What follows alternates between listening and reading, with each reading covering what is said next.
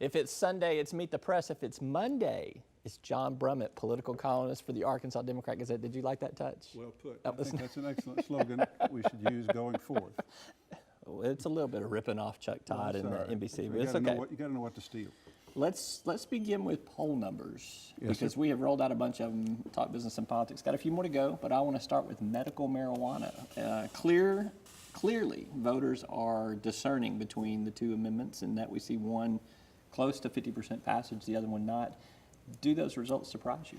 They do. You might remember last Monday, a week ago, you and I were together making a presentation to a leadership class of the State Chamber of Commerce up at the Red Apple Inn, and I was holding forth about how the issue is medical marijuana. The details don't matter. People will vote for both if they both stay on the ballot.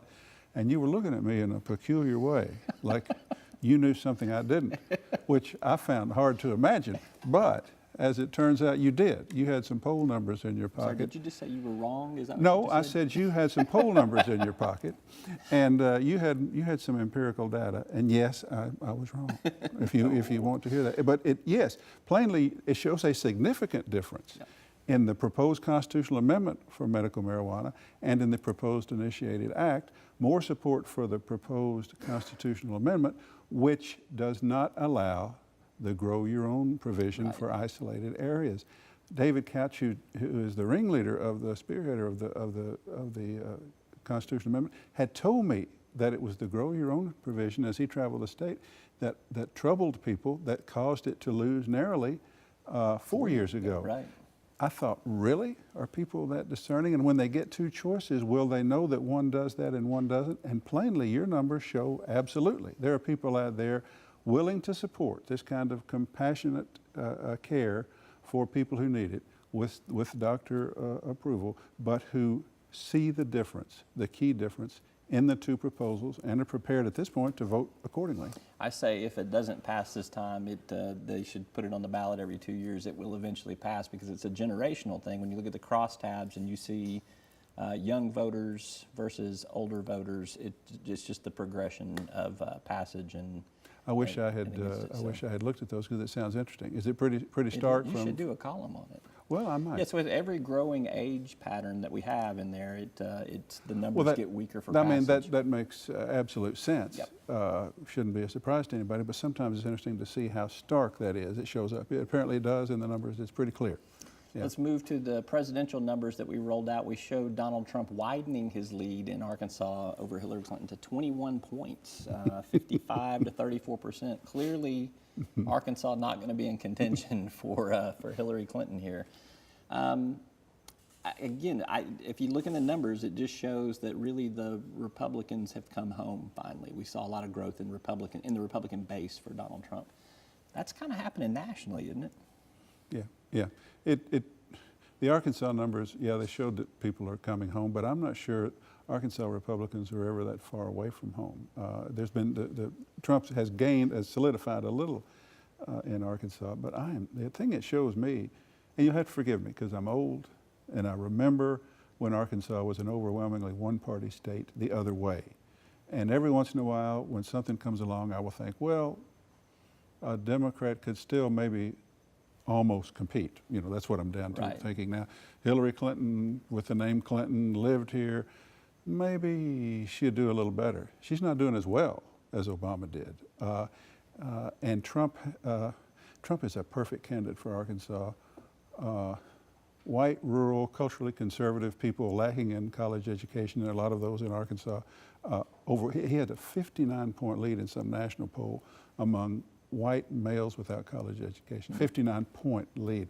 Arkansas sets up for him. Still, I'm just saying, it surprises me that Hillary, with having lived here, having been. You would think there would be some residue of. I've been thinking there's somebody out there who would not vote for Obama for whatever reason, but will vote for Hillary.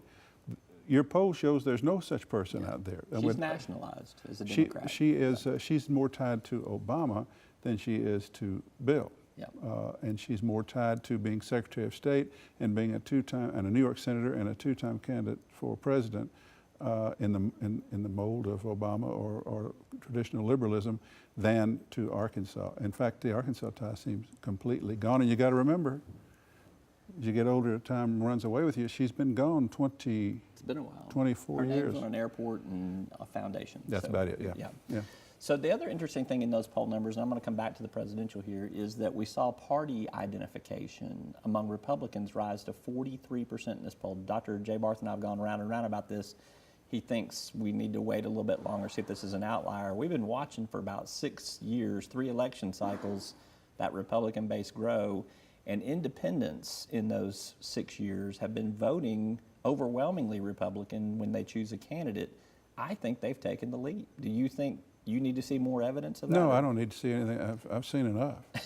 I've seen enough the last general election looking at the, I mean, if there's a Democrat who would compete in Arkansas today, it'd be Mark Pryor, right? I mean, he played the Pat Hayes in the second district. and they're just getting creamed. Yeah. And yeah, you see those who will say affirmatively they're Republican growing, but in recent years, since 2010 at least, the people who are calling themselves independents, the vast majority of those are Republicans who just haven't admitted it yet or who don't see any need to admit it, but whose cultural leanings and political leanings are going to be that way. So it comprises, I mean, when we had a one-party Democratic state, that was actually created not by card-carrying Democrats, because we don't have any such thing. It was independent-minded people who leaned or who voted almost reflexively. And cult of personality between Bill Clinton and David Pryor, Dale Bumpers, those guys held it That together. was also true. But now, yeah, we are completely redone, and we are more. I was on a panel over the weekend at the Senior Expo, and we had this brief discussion. The point, Arkansas is less like your traditional conservative Republican southern states, like Alabama, Mississippi, Louisiana. It's less like those than it is Oklahoma and Kansas and Nebraska, the Midwestern states, because of the racial demographic. Oklahoma. So you're saying we're Big 12, we're not SEC? I think so, and about late in that Texas A&M game, I wished we were a Big 12, but we're more like those. Or maybe A&M was still Big 12. Right, we're more like those states than we are. But Hillary will do better in Alabama, Mississippi, and Louisiana because of the African American quotient of the electorate, which is less here. We are just embedded, I think, for a long time in overpowering republicanism. Like it or not. It will give you a lot to write about. I would say so. Predictions for the debate tonight. So what are you looking for? What do you hope to see? It'll be a wide open question for you. I'm just going to say the presidential debate tonight, the first one. Speak. From Trump, I want to see if he, let me back up briefly to set context. What he needs to do to get more people to come home so he can at least get the Romney-McCain vote and then build on it is show upper class, suburban, college-educated, mostly women, suburban voters who have tended to vote Republican and who haven't cared for him. If he can show them tonight that I can stand up here for 90 minutes and have a demeanor and a command of things that can make you more comfortable with the idea of me as president. A big part of the presidential race is in our mind's eye. When do we begin to see that this person could be? That's what he has to do. Whether he can do that or whether the ebb and flow will cause him to smart off and say something trivial or silly or incendiary, that's what I'm looking for. Hillary has a kind of a calculus to do. She needs to let people, remind people, even if he's doing well, listen, this guy's goofy. You don't want to be for him. Remember all the things he's done. But she needs also not to be mean or attacking or unpleasant because she has a personality problem in the perception of her. So whether he can behave himself and seem somewhat presidential, and whether she can attack and deflect and reply in a way that sort of presents itself well. That's what I'm looking for. I just hope that neither one of them quits during the middle of the debate, although that would be the best That'd be a good story. Ever. That would be a good story.